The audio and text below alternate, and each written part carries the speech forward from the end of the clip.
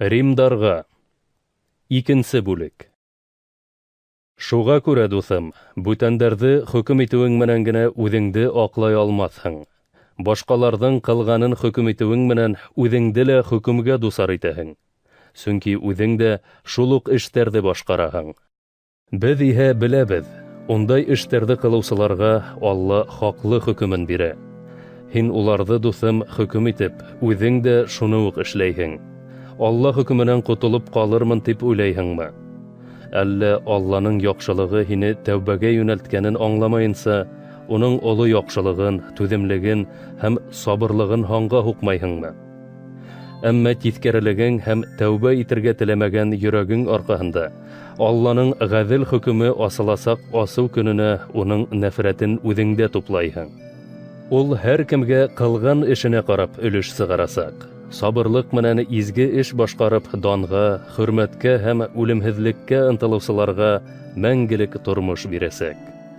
Үҙен генә хәстәрләп, хәҡиҡәткә буйһонмайынса яуызлык юлынан барыусыларға иһә Алла үҙ ярһыуын һәм асыуын төшөрәсәк. Эйе, яуызлык ҡылыусы һәр кемгә, тәүҙә йәһүткә, унан һуң йәһүд булмағанға михнәт һәм ҡайғы. Ә изгелек ҡылыусы һәр кемгә, иң тәүҙә йәһүткә, унан һуң йәһүд булмағанға дан, хөрмәт һәм именлек.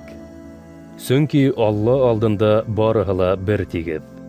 Алла ҡанунын белмәйенсә гонаһ ҡылыусылар ҡанундан тыш һәләк буласаҡ. Ә уны белә тороп та гонаһ ҡылғандар ҡанун буйынса хөкөм ителәсәк. Алла ҡанунды ишетеүселәрҙе түгел, ә уны үтәүселәрҙе аҡлаясаҡ. Ҡануны булмаған халыҡтар тәбиғи тойомдары менән ҡанун талаптарын башҡарғанлыҡтан ҡанунһыҙ булһалар да, нимә эшләргә ярай, нимә юҡ икәнен беләләр. Был иһә ҡанун талаптарының уларҙың йөрәктәренә яҙылғанлығын күрһәтә. Быны выждандары һәм ҡайһы саҡта ғәйепләгән, ә ҡайһы ваҡыт аҡлаған уй-фекерҙәре раҫлай. Был мин вәғәзләгән һөйөнөслө хәбәргә ярашлы Алла кешеләрҙең йәшерен эштәрен һәм уйҙарын Ғайса Мәсих аша хөкөм итәсәк көндө билдәле буласаҡ. Бына һин үҙеңде йәһүд тип атайһың. Ҡанунға таянаһың һәм Алланы таныуың менән маҡтанаһың. Ҡанунды өйрәнеп, Алланың ихтыярын беләһең һәм яманды яҡшынан айыра алаһың. Һин үҙеңде һуҡырҙарға юл күрһәтеүсе, ҡараңғылыҡтағылар өсөн яҡтылык, аңһыҙҙарҙың тәрбиәсеһе, наҙандарҙың уҡытыусыһы тип һанайһың. Сөнки белем менән хәҡиҡәт тупланмаһы булған ҡанунға эйәһең. Шулай булғас, ни өсөн һуң башҡаларҙы өйрәтәһең, ә үҙеңде үҙең өйрәтмәйһең? Урлашмауҙы вәғәзләйһең, ә үҙең урлайһың. Зина ҡылма тиһең, ә үҙең зина ҡылаһың. Ялған илаһтарҙан ерәнәһең, ә уларға табына торған йорттарҙы талайһың. Алла ҡануны менән маҡтанаһың, ә үҙең уны боҙоп Алланы мәсхәрәләйһең. Изге яҙмала әйтелгәнсә, Мәжүсиҙәр һеҙҙең кеүектәр арҡаһында Алла исемен мәсхәрәләй. Сөннәтле булыуың ҡанунды үтәгән осраҡта ғына файҙалы.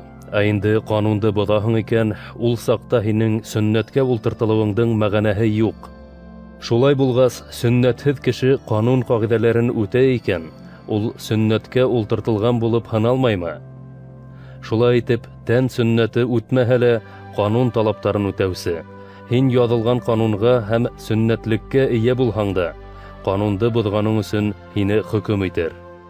Тышҡы яҡтан ғына йәһүд булған ысын йәһүд түгел әле. Тән сөннәтен үтеү генә лә ысын сөннәт түгел. Күңеле менән йәһүд булған ғына ысын йәһүд. Шулай уҡ йөрәккә үткән сөннәт кенә ысын сөннәт. Был яҙылған ҡанун талаптарын үтәү аша түгел, ә рух аша ҡылына. Бындай йәһүдкә маҡтау кешеләрҙән түгел, ә Алланан килә.